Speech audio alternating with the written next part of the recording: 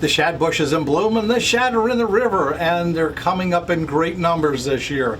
We've got a great show for you talking about all about shad if you want to get started, Shad 101, and a fantastic contest you'll want to be part of right now when we go out in the open.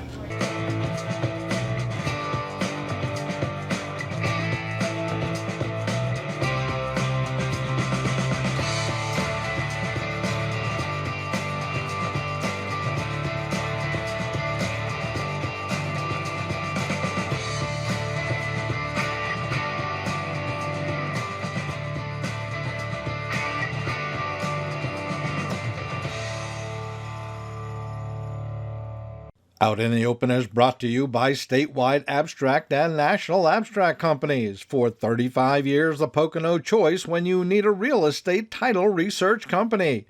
By Buck Hill Firearms, the Northeast's #1 online retailer of firearms. By Marie Soap, a scent even deer-like. The Jug Handle Inn, great food and games in Cinnaminson. By the Carr Firearms Group, the #1 choice of personal carry, and the Tommy Gun Warehouse in Greeley, where you will find the largest retail showroom in the Northeast for all kinds of new and used firearms. Hey folks, welcome to this edition of Out in the Open. I'm Alex Zidock. And I'm JoAnne Zidock, but he hasn't taken me shad fishing yet. Not yet.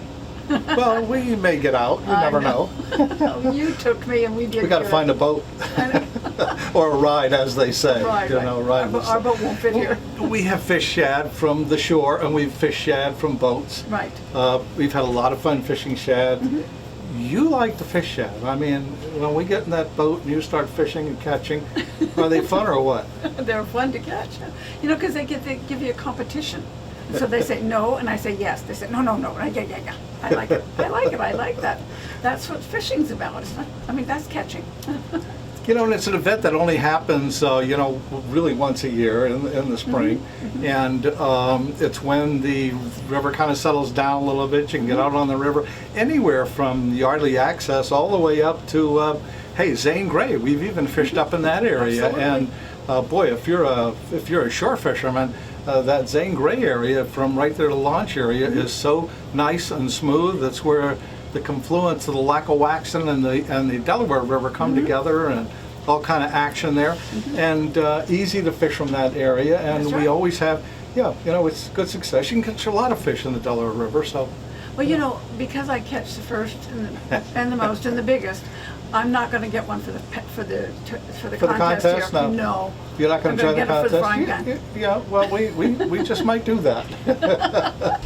We haven't successfully caught anything in the past, but 4 days you can get in on the contest. We're going to tell you all about that.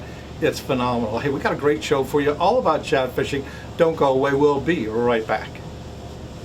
Fishermen use anise oil to mask human scent on lures and bait, and deer don't object to anise either. You can use anise-infused soap every day. Get the all-natural, handcrafted sports bar with oil of anise from Marie Soap. Go to mariesoap.com. Order today. Experience the best at the Jug Handle Inn. Great food, great people, great experiences.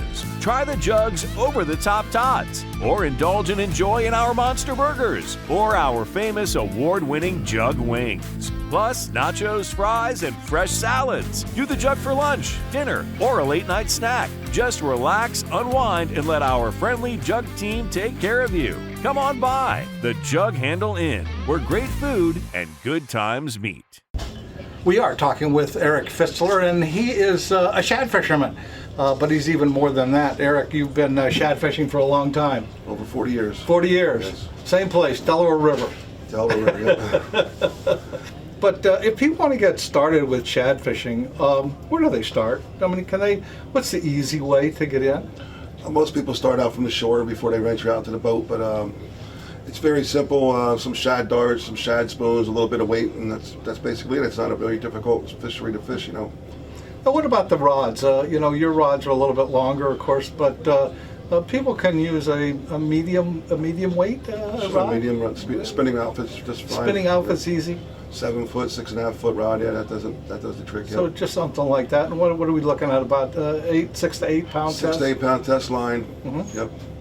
So that's about all they need, right? That's all they need. A couple of shad spoons, a couple of shad darts, a little bit of weight, and yeah, you're on your way.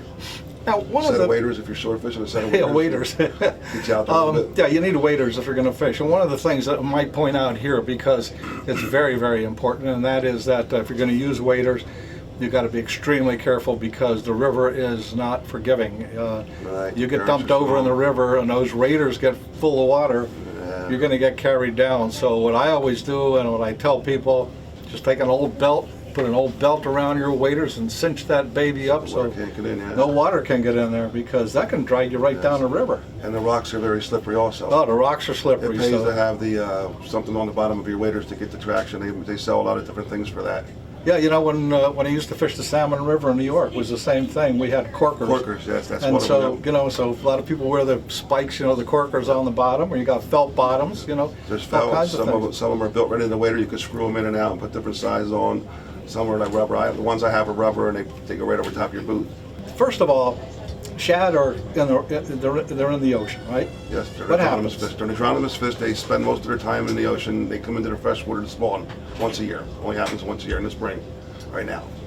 And then they lay their eggs there, and then the young of the year shad remain in the river till the fall, and then they migrate out into the ocean. They will not return for 5 to 6 years, and then they'll join the migration and come back up into our river systems again.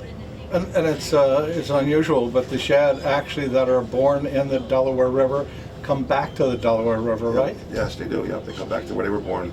They come- Some claim they come right back to the exact spot they were born, but I don't know about that. I think it's more dictated by the water temperature where they spawn, what part of the river they're in when that river hits that magical 58 to 60 degrees, the spawning temperature. So that's debatable whether they come back to the exact spot or whether they just spawn at the right temperature. But I tend to believe they spawn at the right temperature. So it doesn't matter where they are, you say. I think so, but I'm not, like I said, no one really I'm on knows the for other sure. side of the fence. See, I've read a lot and followed a lot, and you know, I like to believe that whole philosophy that they exactly come back to the same pond or area or whatever and spawn. You know, something in that little brain of theirs or something in their GPS system that brings them back. Anyway, they do come up the river, and these are all spoons. Yeah, we got darts over here. if But you'd like we to- got some.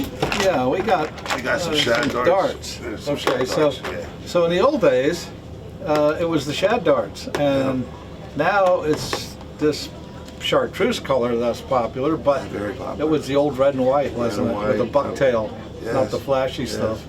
You know. Yeah, you had your basic colors back in the day. Now everyone's painting everything. You know, it's the color schemes have really over Really the years, changed a lot. Yeah, over the years, Yeah. like you said back in the day, red and white, red and yellow. Not a whole lot of choices back in the day. But now everyone's painting darts and everyone's painting spoons, and they're using their imaginations for sure. Yep. How do you know where a good spot is in the river? Well, the shad, you know, they fight the heavy currents and they like to take a rest every once in a while. So I always like to put people near a fast water with some slack water alongside of it. They'll pull one of those eddies and they'll rest up before they move up the river. So anywhere along that current edge, that seam, you know. And of course the shad, the guys from the shore, they're throwing out into the current. They're bringing in past the seam and into that dead water where some of those shad are just laying and resting. So it kind of works both ways for the boat and the shad fishermen, or the shore fishermen. They can get it out into the current and pull it into that seam and then get it into the dead water. So they're pretty much covering everything. The hard part, I guess, with the river, fishing from shore, is access. You have to be able to find a place to get near the river. I mean, it's not, there are some easy places, right? Yeah, fortunately, we have quite a few easy shore access points around our in-boat launches in this area. Rigglesville is one of them where they do a lot of shore fishing up here in Easton, or the Easton Sewage Treatment Plant, right on up into Belvedere, and even between Belvedere and Easton, there's plenty of shore access spots. Now, Rigglesville, there's a restaurant there where we're taping from now, right? Mueller's General Store, Mueller's yes. General Store. Yes. And they've got a parking lot there. They've got a parking lot, they have river access. When the water's high, boats can get here and they come up and they get a sandwich and they get tackle, what have you, yeah. So this is a good spot. It's a good spot, yes. What about south of here? Any place you could find? Do you know of? There's or- good spots all the way down. I mean, Now, is the leader the same as your line weight, or do you use a different leader? me personally, I use a heavier main line. I use 12. A lot of guys are considered use that straight 6 to 8 pound test. I like a heavy main line because Okay. of using the crankbaits and the amount of fish you catch. It just lasts longer. Then the leader, I use a fluorocarbon leader with 8 pound test. You can go down to 6. Okay. Again, when you're catching a lot of shad, though, you know, it takes its toll on that leader, so I try to go a little heavier on that. Do you use monofilament or braided line for I your use main line? mono. I use mono. I don't use braid at all because with 2 people on the boat, you have 6 poles out there, and I don't know if you ever messed around with braid when it gets tangled up. It's very hard to get undone, yeah. Where mono's a little more forgiving. But again, it's personal preference. A lot of guys use braid, a lot of guys use mono. It's either or works. So old philosophy was, if when you're using shad darts, if you weren't losing shad darts, you weren't shad fishing, right? You gotta bounce them off the rocks. In fact, that's why they're shaped that way, right? They got that little flat end with the eye on top to bounce those things right off the rocks, right? And again, you know, some guys like to drift them, some guys like to bounce them, some guys swim them nice and slow, which is what I do. Other guys, they get jerking them, you know, and they try to get that reaction strike. And it all works. I mean, pretty much the mood of the fish kind of tells you which way to retrieve. You know, you got to try different things. Now, are they all primarily on the bottom, or are they in a water column? No, there's days you get like an overcast day, they come up. They feel more like any other fish. You know, when it's sunny and bright and the water's kind of clear, they all go deep. When you hook a shad, would you let the shad? I mean, I'm asking these questions for the people out there. I mean, I know what I do. Right. But when you hook the shad, not like some other fish, you don't really let the shad run, right? You've got to keep tension on the line. Yeah, you want to keep tension on the line. They have a very soft mouth that rips very easily on the sides. If you hook them in the top or the bottom, it's pretty beefy, but the sides are paper thin. I'm sure you've seen that already. And paper mouth. Yeah, paper mouth. They go. You want to play them easy with, you know.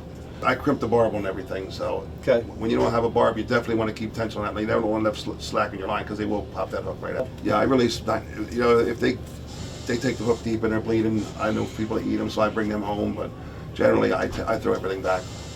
Speaking of eating them, how do you eat them? What do you do with them? I mean, does anybody? I know George Washington used to boil them. He wanted to feed his troops with boiled shad. Yeah. You know, I've had shad. It was very good. I'm not a cook myself. I'm not a big fish eater, and I'm not a cook. But I've had shad strips already at one of our sponsors. He's no longer with us. They shut the restaurant down. But he used to cook us shad strips. It was out of this world. Now the shad roe, on the other hand, he wrapped them in bacon. That I could not tolerate at all. They say you have to acquire a taste for that. I did not acquire a taste for that. I have not acquired a taste for shad roe. But the shad strips, I don't know how this fella did it, but there was no bones at all. Wow, and it was very good. So if it's cooked right, it's very good to eat, but there's people that know how to get them bones out of to make it very good to eat. The only way we've ever done them is smoke them. Smoke them? Yeah, if you smoke them, the bones kind of disappear. They melt. And you can pick off, you know, the meat. Real estate law is our business. Need an abstract title search company near Stroudsburg, Mount Pocono, Pocono Lake, Lake Naomi, Blakesley. Call National Abstract at 570-646-4110. For offices near Scranton, Clark Summit, Lake Wallenpaupack, Lords Valley. And for general information, call 570-226-6229. For 35 years helping people with real estate, we're a Pocono experience you can't afford. Call 570-226-6229. Buck Hill Firearms, located at 115 Route 390 in Cresco, Pennsylvania. You never have to make an appointment. We're open 10 a.m. till 5 p.m. Tuesday through Saturday. Buck Hill Firearms is a full-service sports shop including hunting and fishing equipment and live bait. Buck Hill Firearms NRA certified instructors are here to help you choose the gun that's right for you.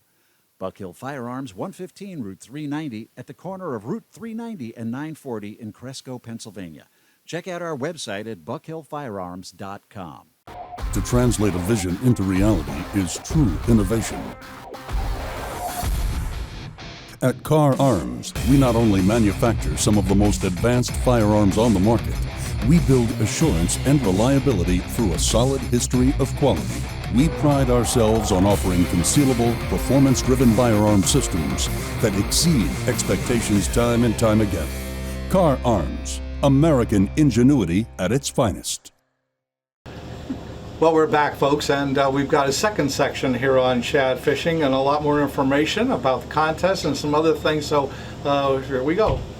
Speaking of boats, now we're getting into boat fishing. So boat fishing is a little bit different than casting, retrieving, right? I mean, you're kind of putting lines out. You pick a spot on the river. How do you do it? What do you do? I pick a spot on the river. Like I told you, I look for you know, the fast current with the dead water next to it, and I try to fish the seams.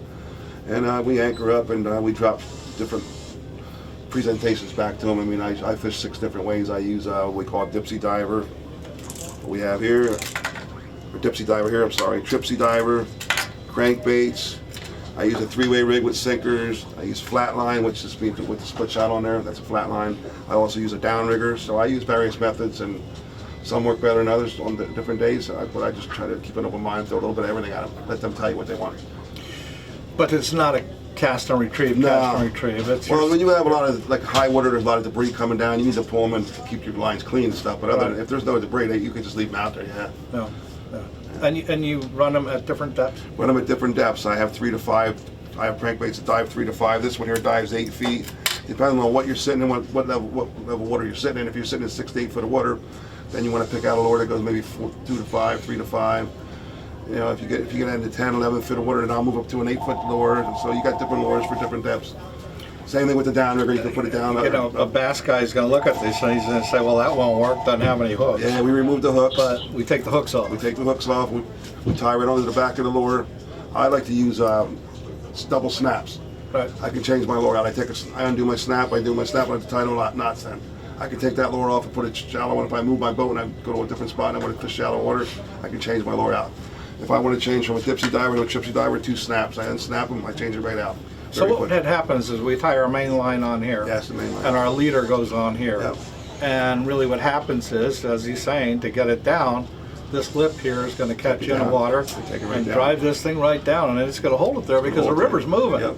So it's going to hold it at that depth, right? Different size spoon on the front, different depths, all those kinds of things. Now, when you're fishing from the boat, are you just using like these spoons, these flutter spoons? Yep, mostly spoons. I use darts and spoons both. We got some American flag spoons here. That's one of my favorite. Some custom-made American red, white, and blue American flag spoons. Yep. How about that? Are the spoons a couple different sizes, 2, 3 different sizes? Yes, we have size number 1s, size number 2s, and size number 3s. I have other boxes in there with the smaller ones and the larger ones. So what I do, when the water's high like it is now, I'll use a larger spoon. The clearer the water gets, as it gets low and clear, you want to use a real small spoon. Same thing with darts, you scale down. You don't need that big profile anymore. Are you doing any darts from the boat? Yes. Okay. What's your ratio? How many rods do you personally, if you're in the boat by yourself, how many rods do you put up? You're allowed 3 per person, so I put 3 out. So you put 3 out. So if you're out there with your buddy, you've got 6 rods out. And to keep the 6 rods out, that's why you use some of these things to get them.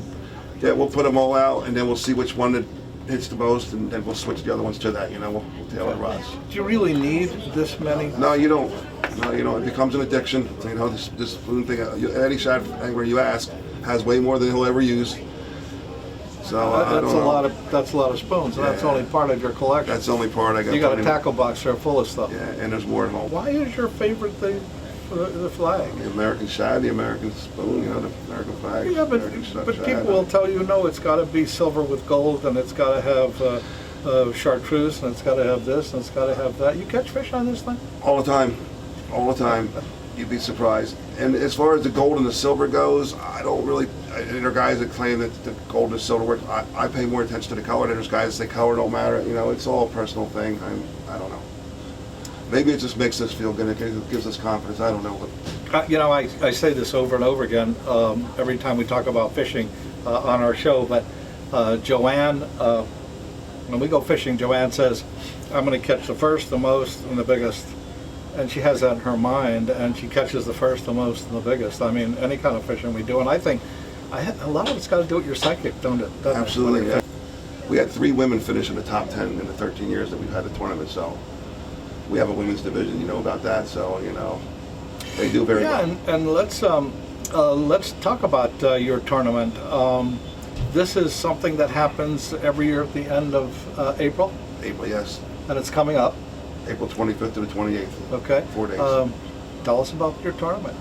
Well, how long have you been doing it, first of all? This is our third. We had 14 years, but we missed 1 year for COVID. It runs for 4 days, April 25th to the 28th. That'll be Thursday, Friday, Saturday, and Sunday. Our grand prize is held steady at $20,000 since 2018, I believe it was. $20,000 is your top prize? Now this year, our goal is to increase that to $25,000. That remains to be seen, but that's our goal.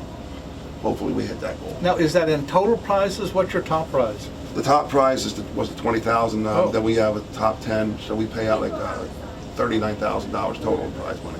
Wow. That's between the top 10, the daily prizes, the women, the children. Nearly $40,000 in prizes. Yeah.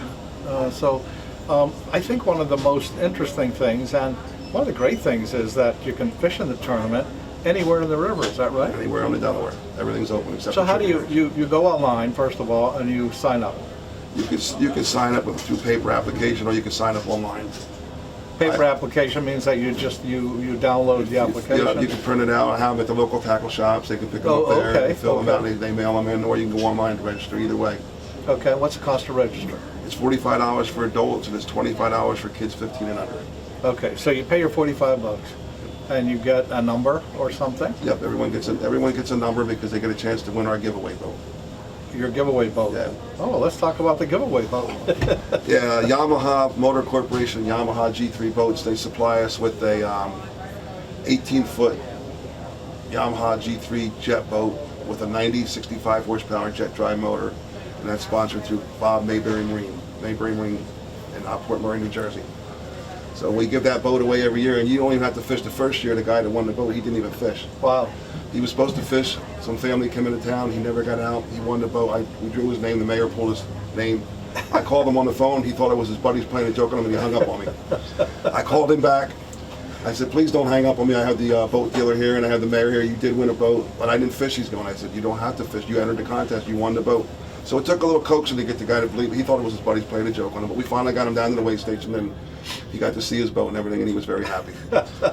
And you've been doing that every year? Every year, yeah. Every year. That's They fantastic. started out with they were sponsoring us with a 16-foot jet boat, and they moved it up to an 18-foot with bigger motor. So yeah, it's been we've really seen a big uptick in Yamaha motors and Yamaha G3 boats on the river since they've been doing this. So it works out good. Yeah. So if you're out there, you're fishing, and you catch a shad,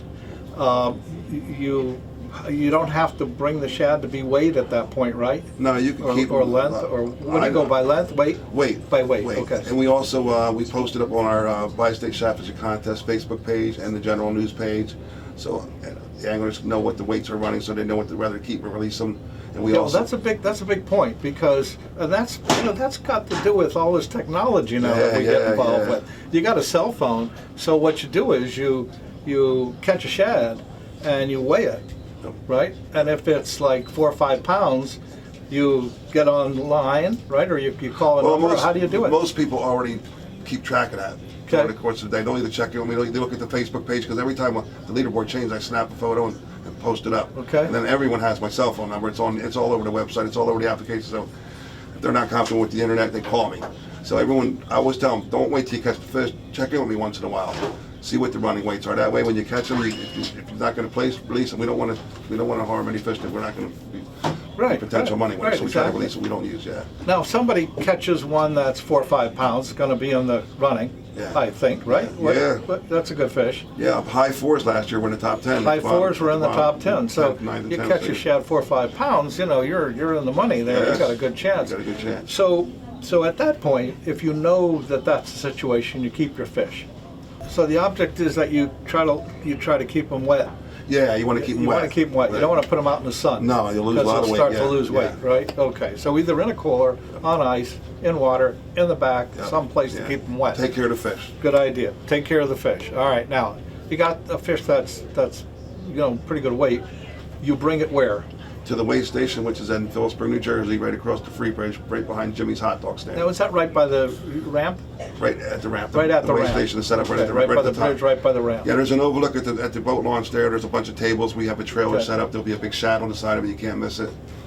It's the Delaware Shad Fishing Association trailer, so they have a big shad on the side of it. So it's very noticeable. When you turn back there behind Jimmy's, you'll see it. And we're set up there all 4 days. Okay. We open like 8 in the morning, and then we're there till 8:30 at night every night. Now you got some food there too. People can buy food. Oh yeah, Jimmy's hot dogs They right do all there. kind We of got stuff. the That's we good. got the barbecue place across the street. The Barbecue Boys. There's plenty of food available. So people can come there even if they just want to see what's going on. Absolutely. And watch the shad. Yes, we get a lot of that. We're trying to. I was speaking with the mayor the other day. We're trying to incorporate other events along with the shad contest, get the community involved a little more.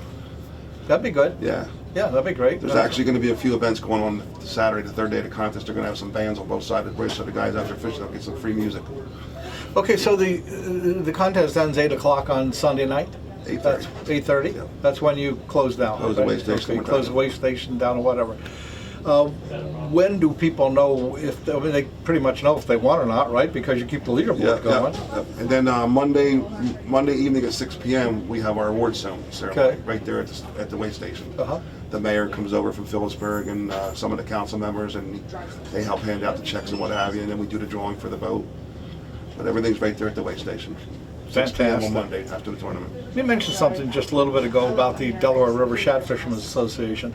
They have a good website, and they have a lot of things going for them. I mean, and you can join the Shad Fishing Association, Absolutely. and it's a good thing to do. That would be drsfa.org. Delaware River Shad Fishermen Association, drsfa.org. When we started this thing in 2011, we had 48 contestants.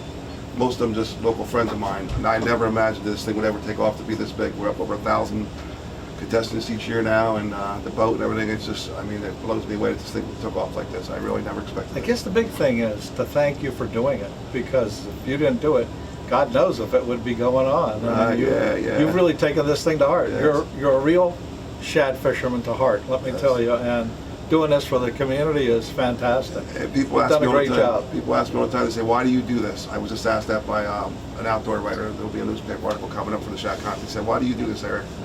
I say, you know, when you're at the weigh station, you see the grandfathers and the grandmothers and the grandsons and the granddaughters and the sons and the daughters and the moms and the pops. I have one family that comes in. There's 4 generations deep that comes in. What that alone, and just handing the kids the checks and stuff, that just melts my heart. I mean, That's great. I love it. I really like doing it. It's a lot of work. Don't get me wrong. It's a ton of work, but I really enjoy the rewards that I get from doing it. I really do. Thank you very much. We really appreciate it. Thank you. Thank you. We hope you enjoyed the show. You know, shad fishing is really fun. You got to be safe when you're on the river. Please, if you're going to fish from the shore and waders, as I mentioned earlier, you know, you got to tie that belt around you, strap it up tight, because those rocks are slippery. You need corkers or something on your feet. But, you know, wading is difficult. I mean, it's more difficult now as we get older, you know, trying to wade. You got to find some easy areas to get to the shad. And you've got to be careful, because sometimes if you don't weigh enough, you'll just float. You will, yeah, absolutely. You know, that can happen. But, you know, it is fun, and you can find a place to fish from shore. You don't even have to get in the water pretty much in some areas. You can just cast, you know, particularly like, you know, around the Delaware Water Gap in some of those areas. There are some easy places and some access areas there that you can fish. Hey, we hope you enjoyed the show. We enjoyed bringing it to you, and please go online and check out that contest, because great competition, great contest, and you know, you can get information from Eric. All you got to do is go online there. Easy to do, all kinds of fun, and even just show up on that Monday, and That's right. and you can go there and see who caught what, and all of the great prizes being distributed. Hey, we hope you enjoyed the show. We enjoyed bringing it to you. We're going to be on the river. We're going to be maybe in a stream someplace in Pennsylvania, or a lake or a pond or someplace, but you can bet. We're going to be out in the open. Absolutely.